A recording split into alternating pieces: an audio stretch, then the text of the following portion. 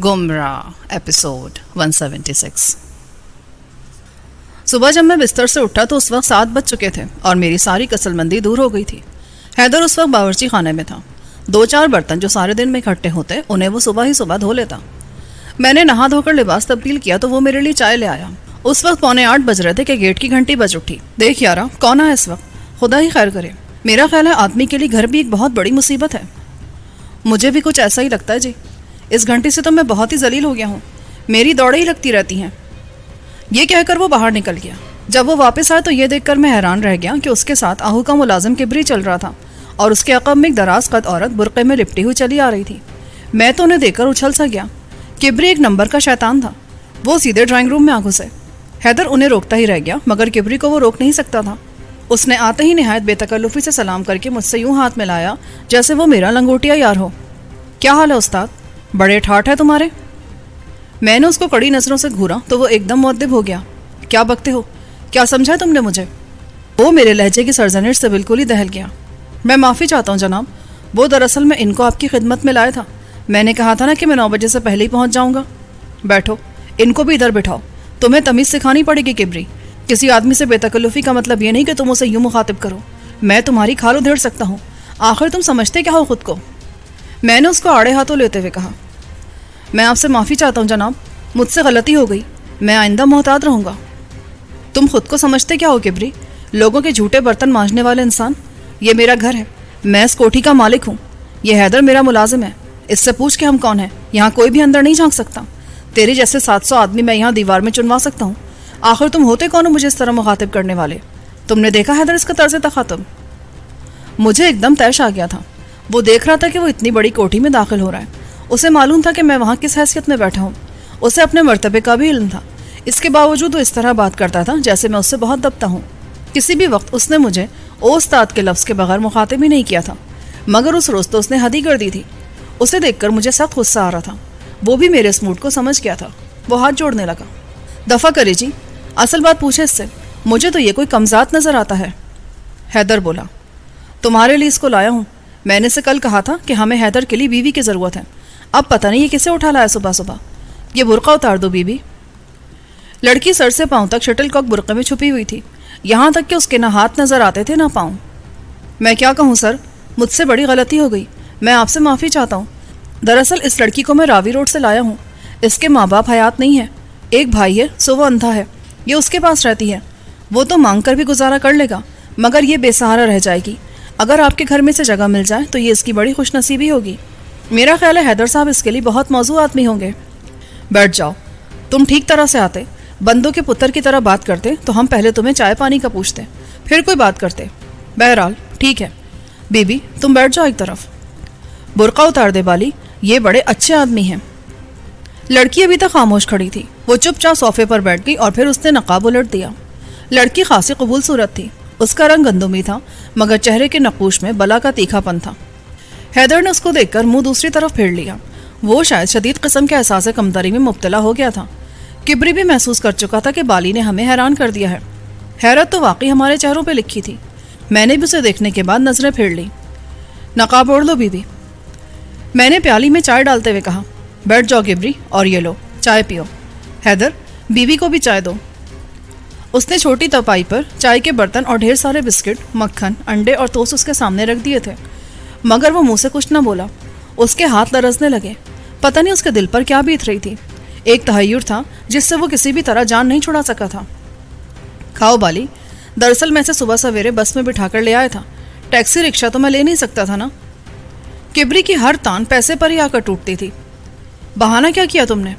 कुछ नहीं, मैंने इसके भाई से कह दिया कि बेगम साहिबा हैं, मैं उनके पास इसे ले जा रहा हूँ मुलाजमत के लिए। वो ज़्यादा शक्की मिजाज आदमी तो नहीं है। होगा भी तो इससे क्या फ़र्क पड़ता है। इसको बहरहाल मैंने कह दिया था कि हो सकता है मैं तुम्हारी शादी करा दूँ। दरअसल मैंने इसको सारी बात बता दी थी और मेरा ख्याल है कि ये अपने घर से छुरी भी साथ लेती आई है। ये रास्ते में मुझे दिखा रही थी अभी थोड़ी देर पहले। क्या कहा? छुरी साथ लाई है? जी हाँ, कह रही थी कि अगर कोई गड़बड़ हुई तो ये छुरी मारकर मर जाएगी। मारेगी नहीं किसी को। इतना हौसला इसमें नहीं है। क्यों बाली? किबरी ने उससे मुखातिब होकर कहा। वो नकाब के नीचे ही नीचे प्याली लबों तक ले जा रही थी। बाली ने कोई जवाब नहीं दिया। حیدر کو البتہ وہ بڑے غور سے دیکھ رہی تھی، جیسے وہ اسے نظروں ہی نظروں میں تول رہی ہو۔ کبری نے شاید اس کو بتا دیا ہوگا کہ جس آدمی سے وہ بات کرنے نکلا ہے اس کا نام حیدر ہے۔ ٹھیک ہے کبری، مجھے تو ایک بہت ضروری کام ہے، تم یوں کرو کہ اس کو یہاں چھوڑ جاؤ، اس کی حفاظت کی ذمہ داری میں اپنے سر لیتا ہوں۔ یہ حیدر کے ساتھ کوٹھی میں رہے گی، بہتر ہے کہ دونوں ایک دوسرے کو دیکھ کر پرکھ لیں، اگر باہمی رضامندی ہو گئی تو بہتر ہے، ورنہ پھر سوچنا پڑے گا۔ بہرحال یہ 500 روپے تم رکھ لو، اور لو بی بی، یہ 1000 روپے ہیں، یہاں تمہارے ساتھ کوئی زیادتی نہیں ہوگی، سمجھو کہ یہ تمہارا اپنا گھر ہے، دیکھنا صرف یہ ہے کہ تمہارے اور حیدر کے درمیان کوئی سمجھوتا ہو سکتا ہے کہ نہیں، فیصلہ ہم شام کو کریں گے، تم اس کا بہت خیال رکھو گے حیدر، میں اس کے لیے جواب دہ ہوں۔ یہ کہہ کر میں فوراً ہی وہاں سے اٹھ کر خوابگاہ میں جا گھسا۔ بالیغ منفرد معصوم سی لڑکی کبری کی ہر بات پر اعتبار کر گئی تھی، اسے نہیں معلوم تھا کہ وہ کس قماش کا آدمی ہے۔ اس کے اندھے بھائی نے اس پر بے پناہ اعتماد کر کے بالی کو اس کے ساتھ بھیج دیا تھا۔ میں خوابگاہ میں جا کر چند منٹ تک یوں ہی ادھر ادھر ہاتھ مارتا رہا، پھر میں گھبرا کر ان کی طرف لوٹ گیا۔ اضطراب کا شکار تو میں پہلے سے تھا۔ وہ دونوں اس وقت ذرا ہٹ کر آپس میں صلاح مشورہ کر رہے تھے، مجھے دیکھ کر چونک پڑے۔ میری بات سمجھ گئے ہو نا حیدر؟ میں نے ایک بار پھر تنبیہ کی، یہ اگر چاہیں تو انہیں فوراً ان کے گھر پہنچا دینا، سمجھے؟ یہ ہماری مہمان ہیں، ہر طرح سے ان کا خیال رکھو۔ میں ایک ضروری کام سے باہر جا رہا ہوں، دوپہر کو ملاقات ہوگی۔ اور تمہارے کیا ارادے ہیں کبری؟ جی میں بھی بس چلا جاتا ہوں۔ ٹھیک ہے، آؤ میرے ساتھ گاڑی میں بیٹھ جاؤ، میں تمہیں شہر میں اتار دوں گا، شام کو پتہ کر لینا، سمجھے؟ یہ کہہ کر میں باہر کی طرف چل دیا۔ کبری میرے پیچھے آ رہا تھا۔ اس کو گاڑی میں بٹھا کر میں نے گاڑی باہر نکالی اور اس سے کہا، تو کیسے کیسے خوبصورت گھر اجاڑتا رہتا ہے کبری، سمجھ میں آتی ہے یہ بات؟ میں سن رہا ہوں جیلانی صاحب۔ دیکھ، تو مجھے جیلانی نہیں، آج سے سردار کریم نواز کہا کرے گا، سمجھا؟ یہ بہت اہم بات ہے۔ جی بہت بہتر، میں خیال رکھوں گا، اور پھر کبھی تو مجھے استاد نہیں کہے گا، سمجھا؟ تجھے نہیں پتا کہ میں کون ہوں؟ مجھے یاد رہے گا سردار صاحب، میں آپ سے اپنی غلطی کی معافی مانگ چکا ہوں۔ ہاں بتا کہ تو یہ سلسلہ آخر کب بند کرے گا؟ یہ تو اپنی ضرورت کی بات ہے سردار صاحب۔ یہ تو ٹھیک ہے کبری، مگر اس معصوم کو دیکھ، میں نے ایسی لڑکیاں کم دیکھی ہیں، اور تم اسے لے آئے ایک ملازم کے لیے، ذرا سوچا تو ہوتا تم نے، آخر وہ دل میں کیا کہتی ہوگی؟ اس کی سوچ کوئی اتنی اونچی نہیں ہے سردار صاحب، وہ 2 وقت کی روٹی اور ایک چھت چاہتی ہے سر چھپانے کے لیے، اسے پتہ ہی نہیں اپنی اہمیت کا۔ ان کا گزارا کس طرح ہوتا ہے؟ بھائی اندھا ہے نا، کچھ مانگ مونگ کر لے آتا ہے اور بس۔ اب بالی مگر اس پر تیار نہیں ہے، وہ کہتی ہے کہ اس کی شادی ہو جائے۔ ٹھیک ہے، شام کو آنا، پھر تم سے بات ہوگی۔ کچھ پڑھی لکھی بھی ہے کہ نہیں؟ بس ایسے ہی 4-6 جماعتیں پڑھی ہوں گی، مگر یہ ہے شہر کی رہنے والی، ہمیشہ یہاں ہی رہی ہے۔ ٹھیک ہے، اب تم بس میں بیٹھ جاؤ، میں تمہارا شام کو انتظار کروں گا۔ میں نے کبری کو گاڑی سے اتارا اور خود بینک جا پہنچا۔ میرا اپنا حساب اسی بینک میں موجود تھا اور وہ محمد اسلم شیرازی کے نام سے کھلا تھا۔ مینیجر مجھ سے بڑے اتفاق سے ملا، وہ کوئی نیا آدمی تھا۔ جب میں نے اسے بتایا کہ میرا اکاؤنٹ نمبر کیا ہے تو اس نے میرے لیے اسی وقت چائے منگوا لی۔ میں نے 1 کروڑ روپے کا وہ چیک اس کے سامنے رکھ دیا۔ مجھے روپیہ ہر حال میں آج 4 بجے تک دے دیں تو یہ آپ کی مہربانی ہوگی، صرف 80 لاکھ کی ضرورت ہے مجھے۔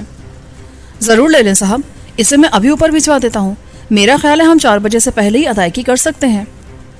اس نے چیک لے کر میرے حساب میں جمع کروانے کے لیے بھیج دیا۔ کچھ ہی دیر بعد میں چائے پی کر وہاں سے باہر نکل آیا۔ ایک بڑا مرحلہ طے ہو گیا تھا۔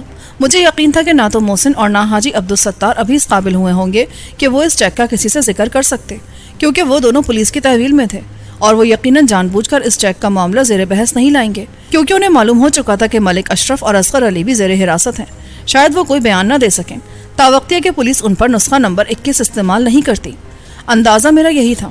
میں بڑی آسانی سے 4 بجے بینک جا کر وہ روپیہ نقد کر سکتا تھا، مگر یہ خوف میرے دل سے نہ نکل سکا کہ اگر ان میں سے بھی کسی نے اپنے دستخطوں میں ذرا سی بھی گڑبڑ کر دی ہوگی تو اس کا بینک کے لوگوں کو علم ہو جائے گا، پھر الٹی آنتیں گلے پڑنے لگیں گی۔ کوئی کچھ نہیں کہہ سکتا تھا کہ کیا ہو جائے۔ جب تک روپے مل نہیں جاتے میں مطمئن نہیں ہو سکتا تھا۔ صورتحال بڑی ہی غیر یقینی تھی۔ میرا خیال ہے میں نے محسن اور حاجی صاحب کے سلسلے میں بہت جلد بازی سے کام لیا تھا۔ کیا ضروری تھا کہ میں رقم وصول کیے بغیر ہی انہیں آہو کے ذریعے پولیس کے حوالے کر دیتا؟ یہ بڑی ہی غلط بات تھی۔ مجھے چاہیے تھا کہ میں چیک کیش کروانے کے بعد ان کا پتہ کسی کو بتاتا، مگر اب میں کیا کر سکتا تھا؟ جو ہونا تھا وہ ہو چکا تھا۔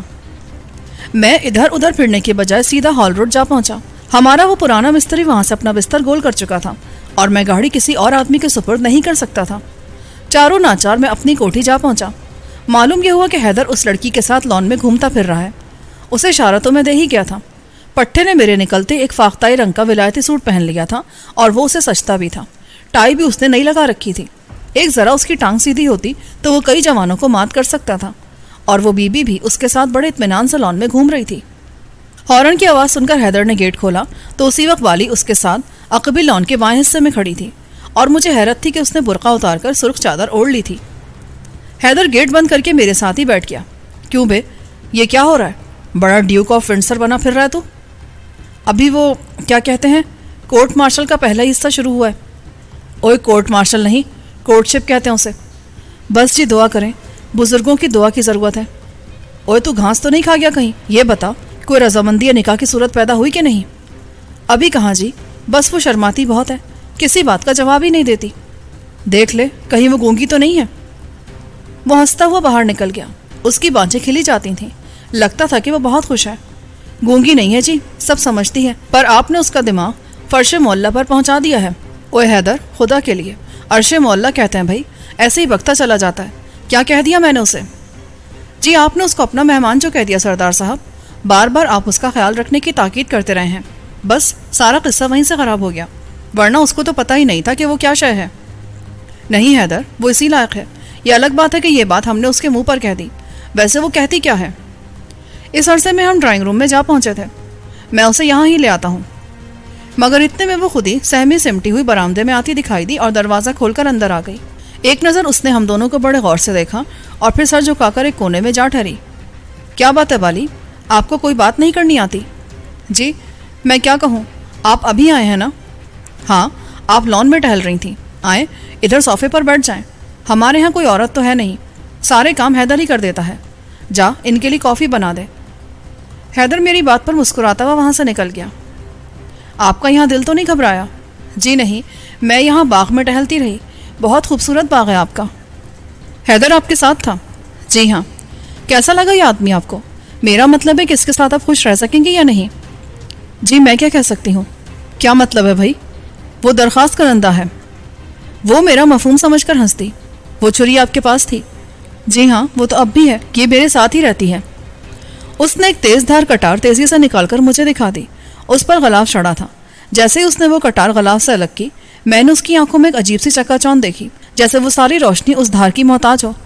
پھر وہ کٹار اس نے فوراً ہی غلاف کے اندر رکھ کر اسے احتیاط سے رکھ لیا۔ یہ کیوں ساتھ لیے پھرتی ہیں آپ کو کبری نے بتا تو دیا تھا؟ اچھا، تو پھر کیا ارادے ہیں آپ کے؟ حیدر کے بارے میں کیا فیصلہ کیا آپ نے؟ وہ آپ کا بٹلر؟ مجھ سے مذاق کر رہے ہیں آپ؟ کیا واقعی مجھے حیدر کے بارے میں اپنی رائے بتانی ہوگی؟ تو اس میں حرج کیا ہے بی بی؟ اسی بات کا تو آپ کو موقع دیا جا رہا ہے۔ میں بہرحال شام کو یہاں سے چلی جاؤں گی، آپ کی اس مہربانی کا بہت بہت شکریہ۔ یہ کہہ کر وہ اٹھنے لگی۔ ارے آپ تو جا رہی ہیں، بیٹھیں بھائی، ابھی ہماری گفتگو مکمل نہیں ہوئی۔ وہ دوبارہ بیٹھ گئی۔ تو آپ کے بھائی نابینا ہیں؟ جی ہاں، وہ مجھ سے کوئی 20 برس بڑے ہیں، پہلے تو وہ ایسے نہیں تھے، پھر ایک تیز بخار آیا کوئی 16 سال پہلے، اور وہ اس سے اٹھے تو اندھے ہو چکے تھے۔ گھر کی ساری پونجی ہم نے آہستہ آہستہ خرچ کر لی، یہاں تک کہ مکان کا آدھا حصہ بھی بیچ دیا، اور جب وہ بھی نہ رہا تو وہ بازار میں جا بیٹھے۔ ان کے اچھے وقتوں میں میں نے 4 تک تعلیم حاصل کی تھی، مگر پھر آگے نہ پڑھ سکی اور گھر میں بند ہو کر بیٹھ گئی۔ کوئی 4-6 مہینے سے کبری نے بھائی سے دوستی بڑھا لی اور یہ ہمارے گھر بھی آنے لگا، 5-10 روپے کی یہ مدد بھی کر دیتا تھا۔ آج یہ بھائی سے کہہ کر مجھے ساتھ لایا تھا، کہہ رہا تھا کہ یہ میری شادی کروا دے گا۔ آپ کے حالات سن کر مجھے بہت افسوس ہوا، کبری شاید آپ کو صحیح بات نہیں بتا رہا تھا۔ میں نے اسے مختصراً صورتحال سے آگاہ کیا اور کبری کا جغرافیہ بھی اسے سمجھا دیا۔ اچھا، تو یہ بات تھی، اس کا مطلب ہے کہ میں بھائی کو بتاؤں گی کہ کبری کیا چاہتا تھا، میں اسے ضرور بتاؤں گی۔ اچھا کیا جو میں چھری ساتھ لے آئی تھی، کوئی برا وقت ہوتا تو میں واقعی اسے سینے میں مار کر مر جاتی۔ وہ بہت پریشان ہو گئی تھی۔ اتنے میں حیدر کافی اندر لے آیا۔ آئیں بی بی، دفع کریں، یہ لیں کافی پیے۔ ویسے حیدر اچھا آدمی ہے، بہت محنتی ہے، وفادار بھی ہے، بلکہ وہ کیا کہتے ہیں، کتے کی طرح وفادار ہے، جی جان سے محنت کرتا ہے، ایماندار ہے، خیانت نہیں کرتا، گھر بہت اچھی طرح سنبھالتا ہے اور زیادہ خرچ بھی نہیں کرتا۔ بات یہ ہے جی کہ مجھے شوہر کی ضرورت ہے، کسی ملازم کی نہیں۔ آپ کیوں مجھ سے مذاق کرتے ہیں؟ کیوں بھائی حیدر، کیا بات بنی پھر؟ کچھ ہمیں بھی بتاؤ، اب تو تم دونوں ہی موجود ہو۔ کیا بتاؤں جی، جو فیصلہ یہ کریں مجھے منظور ہے۔ ویسے میرا خیال ہے کہ 50% کام تو ہو ہی چکا ہے۔ کیا مطلب؟ وہ کیسے؟ یہ تو کچھ اور ہی کہہ رہی ہیں۔ میرا مطلب ہے جی کہ میں تو بہرحال راضی ہوں، آگے ان کی مرضی۔ تو یہ بات ہے، خیر بیٹھو، تم بھی چائے پیو، میں ذرا ایک فون کر لوں۔ یہ کہہ کر میں دوسرے کمرے میں رکھ کے فون تک جا پہنچا۔ گنگا رام اسپتال کا نمبر مجھے جلدی مل گیا۔ پتہ چلا کہ حاجی عبدالستار ابھی تک بے ہوش تھا اور پولیس نے اس کے کمرے کو گھیرے میں لے رکھا تھا۔ کسی کو اس کے پاس جانے کی اجازت نہیں تھی۔ اس کا مطلب یہ تھا کہ حالات ٹھیک ہی جا رہے تھے، میرے چیک کو کوئی خطرہ نہیں تھا۔ وہاں سے فارغ ہو کر میں نے متعلقہ تھانے میں فون کیا اور خود کو شیردل آہو ظاہر کرتے ہوئے ان کے بڑے تھانے دار سے نمبر ملانے کے لیے کہا۔ وہاں کوئی میاں عبدالغفور صاحب بیٹھے تھے۔ وہ آہو کا نام اچھی طرح جانتے تھے مگر شاید فون پر ان سے کبھی بات نہیں کر سکے تھے۔ وہ بولے، ہیلو، میاں عبدالغفور اسپیکنگ۔ میں شیردل آہو بات کر رہا ہوں۔ کیا حال ہے میاں صاحب؟ میں ٹھیک ہوں، حکم۔ میں اس آدمی کے بارے میں پوچھ رہا تھا، محسن کے بارے میں۔ کیا حال ہے اس کا؟ ٹھیک ہے جی، مگر وہ ابھی تک ہوش میں نہیں آیا۔ ہم نے اسے کرسچن اسپتال میں بھیج دیا ہے مگر اس پر شاید کسی نے بہت ہی زیادہ تشدد کیا ہے۔ یہ کام کس نے کیا ہوگا آخر؟ وہ آپ کو ملا کہاں سے تھا؟ وہ مکر کر رہا ہوگا، ورنہ ایسی کوئی بات نہیں، کسی نے اس پر کوئی تشدد نہیں کیا۔ میرا خیال ہے کہ ایسا نہیں ہے آہو صاحب، اس کا گلا دبایا گیا ہے، اس کی آواز ہی نہیں نکلتی اور اسے بار بار غش آ رہا ہے۔ دیکھیں ڈاکٹر کیا کہتے ہیں، کیا خیال ہے ان کا؟ اسے وہاں بھیجے کوئی 1 گھنٹہ ہو گیا ہے۔ وہ کیا کہتے ہیں؟ مجھے نہیں پتا، میرا خیال ہے کہ آپ یہاں آ جائیں۔ اور ہاں، حاجی صاحب کا بھی سنا ہے یہی حال ہے، انہیں تو دل کا دورہ پڑا ہے، پتہ نہیں وہ جانبر ہو بھی سکیں گے کہ نہیں۔ اللہ ہی خیر کرے، ہم تو پھنس کر رہ گئے ہیں۔ بات بڑی ہی اہم ہے۔ بہرحال 1-2 دن تک دوسرے 2 آدمی بھی آپ کے حوالے کر دیے جائیں گے، تبھی آپ کوئی فیصلہ کر سکیں گے۔ تو پھر آپ یہاں آ رہے ہیں کہ نہیں؟ میں کوشش کروں گا، جیسے ہی میں فارغ ہوا وہاں آؤں گا، ضرور آؤں گا۔ یہ کہہ کر میں نے فون بند کر دیا۔ مجھے تو صرف اپنے چیک کی فکر تھی۔ دستخط انہوں نے میرے سامنے کیے تھے اور وہ بہرحال ٹھیک ہی لگے تھے، مگر پھر بھی مجھے مکمل اطمینان تو جب ہی ہو سکتا تھا جب رقم میرے پاس آ جاتی۔ میں پھر بالی کے پاس جا بیٹھا۔ دیکھنے میں وہ بہت کمگو اور شرمیلی سی نظر آتی تھی، مگر جب میں نے اس کی باتیں سنی تو مجھے اپنا خیال بدلنا پڑا۔ وہ اتنی بھی معصوم اور سادہ نہیں تھی۔ گھر کی 4 دیواری کے اندر رہ کر اس نے بہت سے سبق سیکھ رکھے تھے۔ حیدر ابھی تک اس کے پاس بیٹھا تھا اور ہلنے کا نام نہیں لیتا تھا۔ اوے حیدر، جا یار، خدا کا واسطہ، اب تو ان کی جان چھوڑ دے، یہ کورٹ مارشل بعد میں کر لینا۔ جا ہمارے لیے کوئی کھانا شانا تیار کر اور اب انہیں آرام کرنے دے۔ وہ فوراً ہی بے دک کر کھڑا ہو گیا۔ میرا خیال ہے اسے میری بات پسند نہیں آئی تھی۔ برتن سمیٹ کر ٹرے میں رکھنے کے بعد وہ بولا، دیکھو جی، میرے پاس 60,000 روپیہ جمع ہے، وہ میں ان کو حق مہر میں دے دوں گا۔ زیور بھی ہے میرے پاس، کوئی 20 تولے تو ضروری ہوگا، وہ بھی میں ان کو دے دوں گا۔ آپ کو اس شادی پر پریشان نہیں ہونا چاہیے، آپ کو کوئی خرچ نہیں کرنا پڑے گا۔ پھر تو بات ہی بن گئی حیدر، میں تو اسی لیے پریشان ہو رہا تھا بھائی۔ میرا خیال ہے اب تو بالی مان جائے گی اور نکاح بھی پکا ہوگا۔ کیوں حیدر؟ پکا جی، ایک دم پکا، مولوی کو بلاؤں گا میں۔ تم اپنی بات سے پھرو گے تو نہیں؟ نہیں جی، یہ کیسے ہو سکتا ہے، زندگی بھر ساتھ نبھانا ہے میں نے۔ چل بھائی، ادھر باورچی خانے میں اکٹھے روٹی پکائیں گے۔ اس اسنا میں بالی نے کانوں میں انگلیاں دے دیں۔ وہ گویا حیدر کی کوئی بات سننے پر آمادہ نہیں تھی۔ جب وہ زیادہ ہی سر ہوا تو وہ چادر وہیں پھینک کر دوسرے کمرے میں جا گھسی اور اندر سے دروازہ بند کر لیا۔ دیکھا تو نے، یہ ہے تیری باتوں کا نتیجہ، وہ بگڑ گئی ہے، اب سنبھال اسے۔ میں دیکھ لوں گا اسے جی، آپ پرواہ نہ کریں کسی بات کی۔ یہ کہہ کر وہ برتن اٹھا کر باہر نکل گیا۔ بالی نے مجھے حیران کر دیا تھا۔ حیدر واقعی اس کی نظر میں نہیں جچ سکا تھا، مگر اس کی کیا خبر کہ کوئی اور بھی اس کی نگاہ میں پورا تل سکا تھا کہ نہیں۔ دوپہر کے کھانے پر وہ ہمارا ساتھ نہ دے سکی۔ حیدر نے بڑی مشکلوں سے دروازہ کھلوایا اور اسے کھانا وہیں پہنچا دیا۔ جب وہ میرے پاس آیا تو بہت خوش تھا۔ میں نے اسے کھانا دے دیا ہے، بڑی ضدی ہے سردار صاحب، پر ٹھیک ہو جائے گی۔ اگر یہ نہیں مانی تو میں خود اس کے بھائی سے بات کروں گا۔ آخر کو میں کوٹھی میں رہتا ہوں اور پھر آپ کا ملازم ہوں، کوئی معمولی آدمی تو نہیں ہوں میں۔ شام کو میں کبری کے ساتھ جاؤں گا، دیکھوں گا کہ وہ اندھا کیا کہتا ہے۔ شام کو اسے کبری کے ساتھ واپس بھیج دینا، بہتر یہی ہے۔ اس کے ساتھ تیرا جوڑ نہیں ہے حیدر، میں تیرا کوئی اور بندوبست کر دوں گا۔ نہیں جی، مجھے تو یہی پسند ہے، آپ دیکھتے تو رہیں۔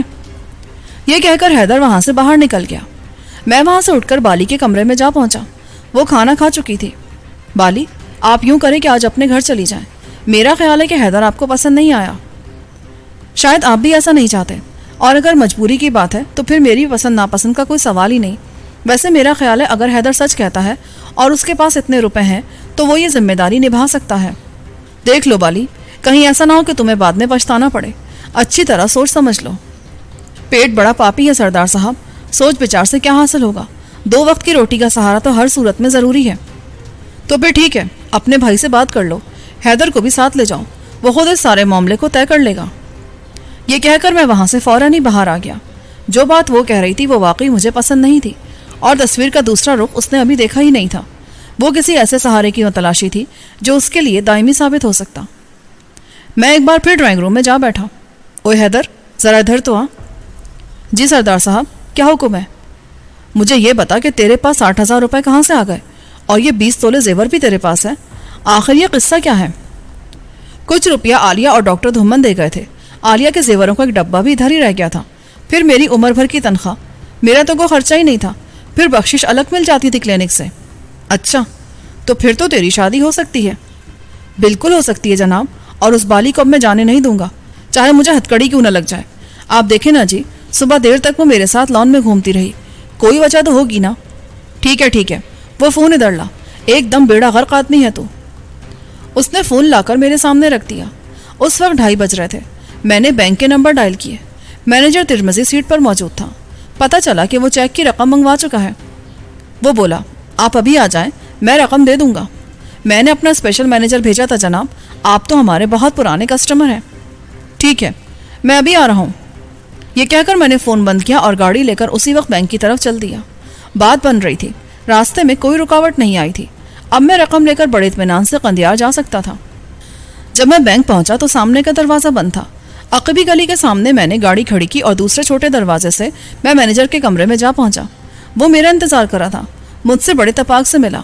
لے شیرازی صاحب، رقم آ گئی ہے، آپ چیک لکھ دیں تو میں منگوا دیتا ہوں۔